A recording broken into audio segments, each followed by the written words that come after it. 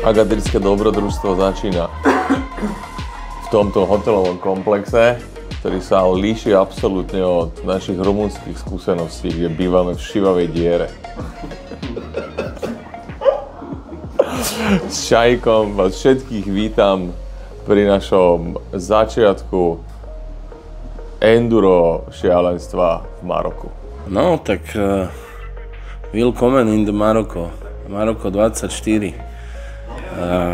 Začína to dosť dobre, okrem malých tráblov na letisku s dronom a pár detailov, ale chcem v prvom rade poďakovať partii, partia je výborná a teším sa na to, čo nás čaká.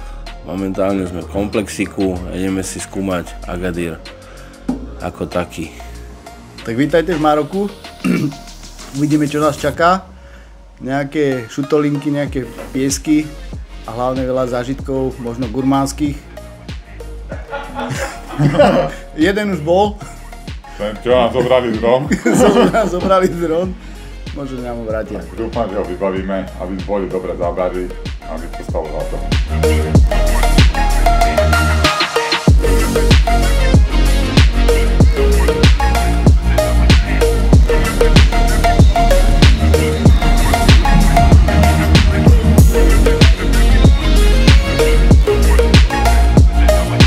Musí sa hýbať.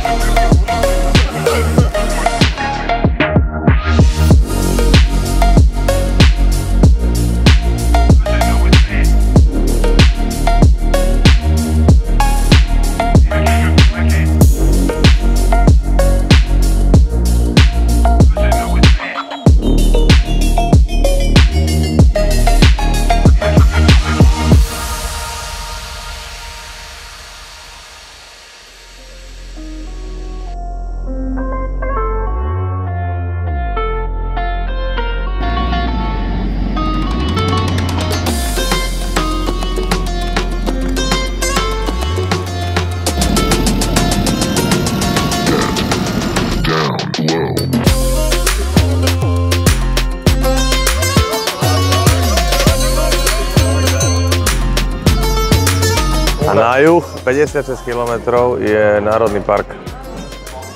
Do toho Národného parku sú dva vstupy oficiálne, ale na mape sa to tvári, to není určite ohraničený, na mape sa to tvári, že je tam množstvo ciest. 56 km od Agadiru je ten park.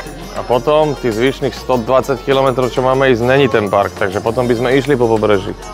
Aj tak je hrozne ambiciózny ten plán, ale nemáme tam čo vidieť na tom mieste, že budeme mať veľa mňa tak 10 zastavení, že sa to dá stihnúť. Když keby sme išli inde, že je, ja neviem, je 20-30 zastavení, tak nespravíme 180 km.